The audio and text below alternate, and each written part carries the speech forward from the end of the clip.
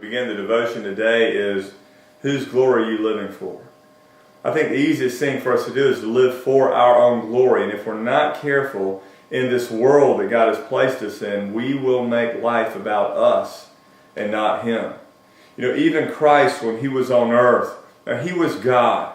He was Creator God. He was the Word made flesh. The Scriptures say in John 1 that in Him was a life, and the life was the light of men. But even Christ, when He was on earth, knew that He was not here for His glory, but He was here for the glory of the Father. And He wasn't here for Himself, but He was actually here to live and die and be raised on your behalf, and to live and die and be raised on my behalf. So Christ understood what it was like to literally put aside any desire for personal glory and lay everything down for the glory of another. As a matter of fact, it says in John chapter 8, verse 49, He said, they said that He had a demon, and Christ said, I do not have a demon, but I honor my Father, and you dishonor me. Yet I do not seek my own glory, but there is one who seeks it, and He is the judge. And one of the messages that Christ is trying to get across to you and to me in this passage is, there is one who desires the glory, and that's God Himself. That you and I have not been put here to rob His glory. We have not been put here to steal His glory.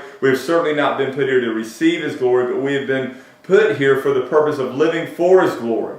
The Westminster Confession states that the chief end of man is to glorify God and to enjoy Him forever. It really is not about us at all. We are here to announce that God, through Christ, has sent Him to reconcile the world to Himself. It goes on in this passage in verse 54. He says, if I glorify myself, my glory is nothing. It is my Father who glorifies me, of whom you say He is our God. But you do not know Him, nor have you known Him. If I were to say that I do not know Him, I will be a liar. But I do know Him, and I keep His word. Your father Abraham rejoiced that he would see this day. And he saw it, and he was glad. You know, the interesting thing here is you had a group of people in the midst of Christ who felt like they were doing everything right, but they really wanted the glory for themselves. What does it look like when you and I begin to live a life for the glory of someone other than us? Let me read you a few verses from the book of Ephesians. The book of Ephesians is really painting the picture of a life that has been justified through faith in Christ, is now in the process of being sanctified by His Spirit.